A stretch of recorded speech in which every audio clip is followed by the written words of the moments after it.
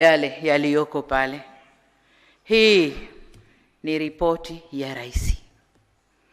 Aliyeunda tume ni rais, na ripoti yote hii ni ya rais. Kwa hiyo wasitokee watu wengine wakadai ownership ya ripoti hii. Ni ripoti ya rais. Nilisema tume za huko nyuma zilikuwa zinabanwa kimya kimya. Mimi nimeamua tuambizane, lakini ripoti ni mali ya rais. Tumepokea, nataka niwahakikishie tume kwamba tumepokea mapendekezo yote yaliyowasilishwa na tutakayoyasoma kwenye makabrasha yale, na tutaanza kuyafanyia kazi mara moja.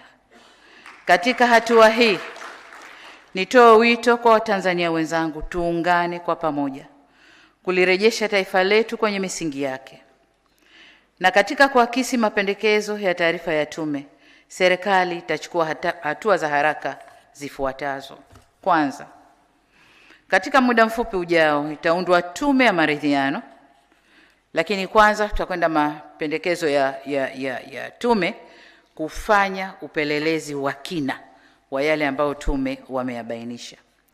Lakini katika muda mfupi ujao tutaunda tume ya maridhiano ikijumuisha wadau wote muhimu itakayosimamia na kuongoza majadiliano na maridhiano ili kuziba mianya na migawanyiko iliyopo na kurejesha umoja na mshikamano wa kitaifa.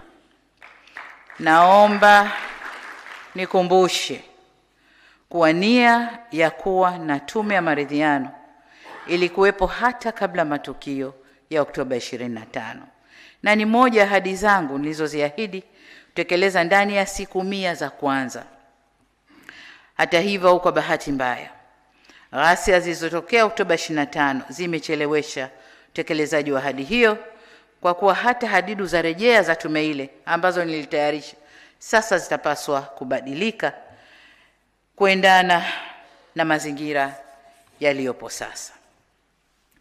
La pili tutakalofanya ni baada ya tume ya maridhiano kuwasilisha ripoti yake, maoni na mapendekezo yatakayowasilishwa ndio yatakayoelekeza au yatakayoelekezwa kwenye mchakato wa kurekebisha katiba ya nchi. Tatu, kwa kuwa ripoti imebainisha kuwepo kwa viashiria vya jinai kuhusu matokeo yale, tutaunda kama nilivyosema chombo maalum cha upelelezi kwa maana criminal investigation kwa ajili ya kufanya kazi iliyopendekezwa na tume. Ripoti ile au chombo kile kitaangalia masuala yaliyobainishwa na kubaini waliohusika katika kupanga, kuratibu na kufadhili matukio ya ghasia au vurugu. Lakini vile vile watajielekeza kubaini wahusika wa matukio ya uhalifu, kwa sababu kuna vurugu, kuna na uhalifu. Kuna wale wote ambao walikuwa wanavunja maduka, kuvamia na kuiba, tajielekeza huko. Kwa bahati nzuri picha zipo zitatuongoza kwenye mambo hayo. Lakini pia tume au chombo kitakachoundwa kitaangalia kwa undani vifo vya watoto na kushughulikia swala la madai ya miili ambayo haijapatikana. Tume hii itajielekeza huko pia. Tume itajielekeza pia kwenye masuala ya wanaodaiwa kutekwa na ambao taarifa zao hazijapatikana. Vile vile walioathirika nje ya eneo la vurugu. Tume itaangalia maeneo yote au hicho chombo kitaangalia maeneo yote haya. Jambo la 4 tutakalofanya ni serikali itaweka utaratibu wa kugharamia matibabu ya majeruhi wa ghasia ambao bado wanahitaji matibabu. Vile vile itagharamia vifaa saidizi na viungo bandia kwa waliopata ulemavu wa kudumu ili waweze kuyamudu mazingira yao ya kila siku. Natambua na kama ilivyosemwa hapa kwamba wapo wafanyabiashara ndogo ndogo ambao kwa uwezo wao hawawezi kuingia bima kubwa za kuweza kuwalipa. Basi nao Tutaangalia hasara walioipata na kuangalia faraja tutakayoweza kuwafariji. Jambo la 5, navielekeza vyombo vya ulinzi na usalama kuendelea kutekeleza majukumu yake ili kuhakikisha nchi inaendelea kuwa salama. Jambo la 6, ghasia zile za Oktoba 25 zimegharimu maisha ya Watanzania wenzetu, raia na askari.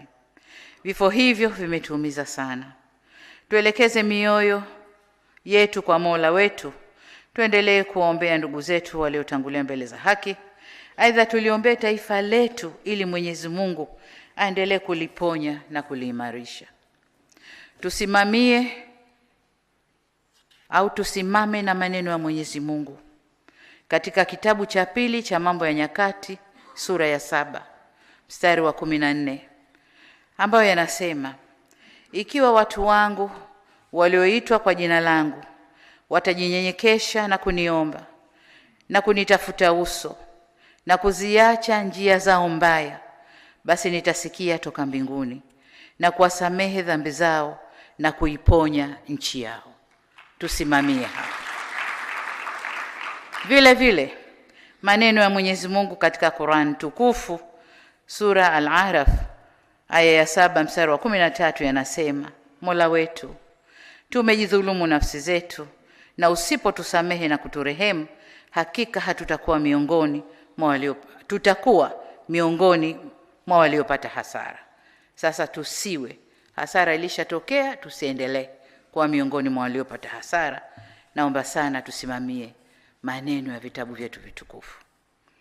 Niwaombe sana viongozi wa dini wa madhehebu yote nchini, msimame kwenye nafasi yenu ya kuliponya taifa letu. Waheshimiwa viongozi na Watanzania wenzangu, wakati nikielekea kuhitimisha, nataka nikiri kwamba mimi binafsi sikutarajia kadhia hii ingetokea kwenye nchi